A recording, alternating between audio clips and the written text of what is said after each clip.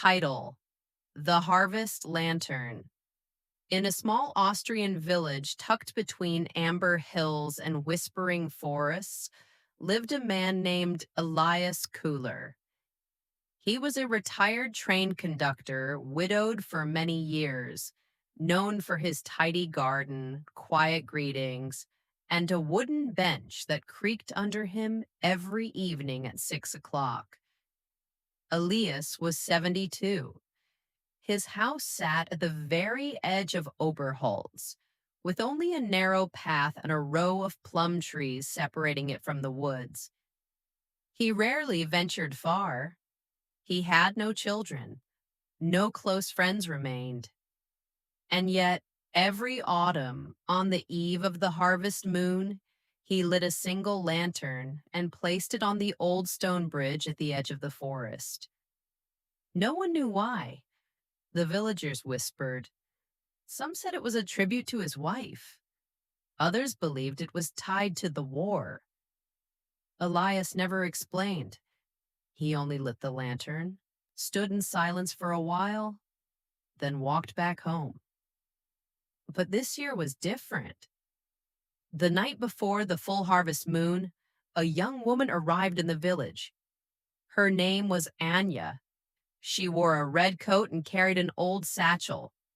Her hair was dark and wild. Her accent, foreign but soft.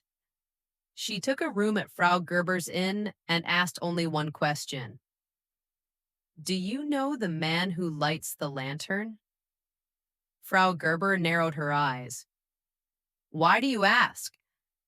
But Anya only smiled. The next day, Elias was pruning his last rose bush when she knocked on his gate. He looked up, cautious.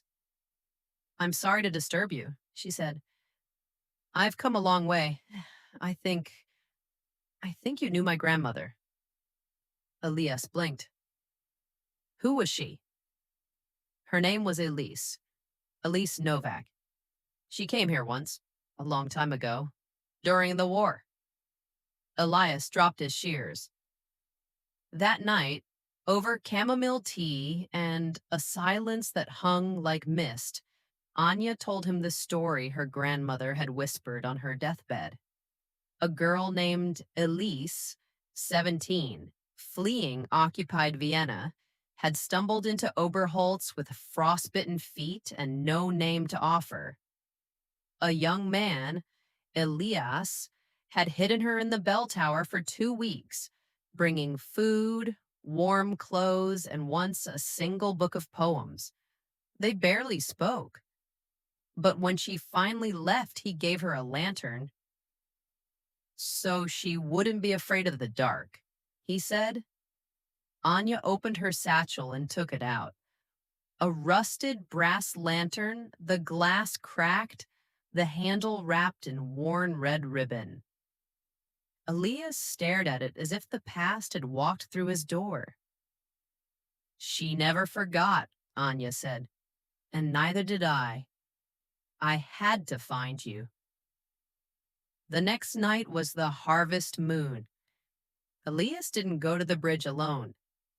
Anya walked beside him, the old lantern in her hands, now glowing once more. The village watched from their windows, silent, as the two figures stood at the stone bridge together. "I lit it every year," Elias said, "in case she ever found her way back." Anya smiled through tears. "She did, through me." In the seasons that followed, Anya stayed. She took over the flower stall in the square, painted the shutters on Elias's house bright green. And every year when the harvest moon rose, they lit 2 lanterns, one for the past, one for the path ahead.